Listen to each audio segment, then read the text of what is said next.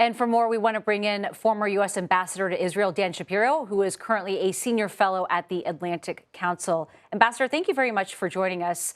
Do you think that Israel's ceasefire with Iran will hold? And if so, for how long?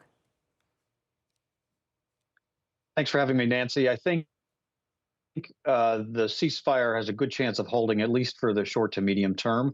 Both sides need it. The Iranians obviously have suffered very severe blows, both from the Israeli strikes for almost 10 or 12 days, and then obviously the U.S. strikes on Saturday night, which did additional very severe damage to the nuclear facility. So Iran needed this ceasefire. Israel, too, has been in 20 months of war since the October 7th attacks and endured significant strikes of Iranian missiles during this period.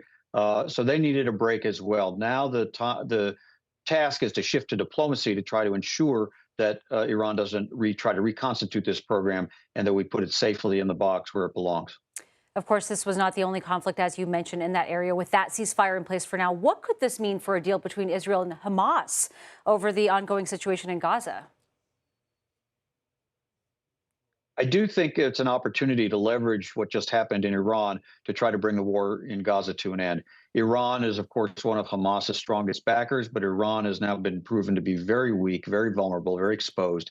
And that may be an opportunity for Hamas to realize, as it did after Hezbollah was defeated by Israel last year, that it's not going to get stronger support from its patron. Iran might even be in a position to pressure Hamas to be more flexible in the end game of the terms of the hostage and ceasefire deal that's needed to end the war. Also, President Trump has some leverage with Prime Minister Netanyahu and could say to him, look, the United States has just done something historic and really profound to benefit Israel's security. President Trump has indicated he wants the war to end, and he might be able to bring some leverage on Prime Minister Netanyahu to be more flexible in those negotiations. So I do think there's an opportunity here, and we should try to seize it. Well, Ambassador, do you get the sense these developments are changing global opinions on Prime Minister Netanyahu? He's been criticized quite a bit over the last few years, especially. Look, I think people know him well. He's been prime minister 15 of the last 16 years. He is somebody that many leaders have worked with and found at times to be a good partner and at times to be a challenging partner.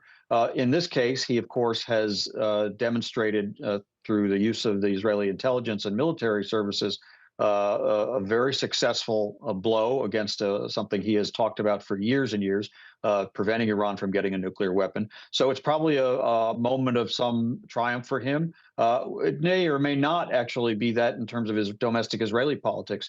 He struggles with his Israeli domestic politics. Many Israelis are looking forward to the next election and the chance to consider new leadership. They, of course, want this war to end, want their hostages home.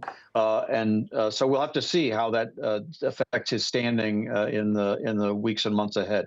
All right, Ambassador Shapiro, thank you very much for your insight. We appreciate it.